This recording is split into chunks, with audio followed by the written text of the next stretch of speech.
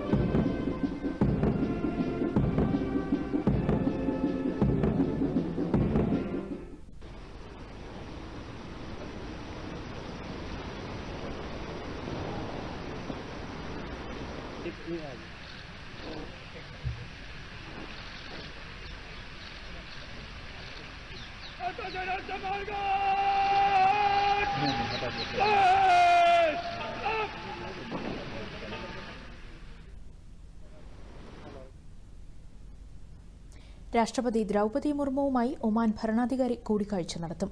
പ്രധാനമന്ത്രി നരേന്ദ്രമോദിയുമായും അദ്ദേഹം ഇന്ന് ഉഭയകക്ഷി കൂടിക്കാഴ്ച നടത്തും. നേരത്തെ കേന്ദ്ര വിദേശകാര്യമന്ത്രി എസ് ജയശങ്കറുമായി ഒമാൻ ഭരണാധികാരി കൂടിക്കാഴ്ച നടത്തിയിരുന്നു. സുൽത്താന്റെ ആദ്യ ഇന്ത്യാ സന്ദർശനമാണിത്. 3 ദിവസത്തെ ഔദ്യോഗിക സന്ദർശനത്തിനായി ഇന്നലെയാണ് ഒമാൻ ഭരണാധികാരി ഇന്ത്യയിലെത്തിയത്.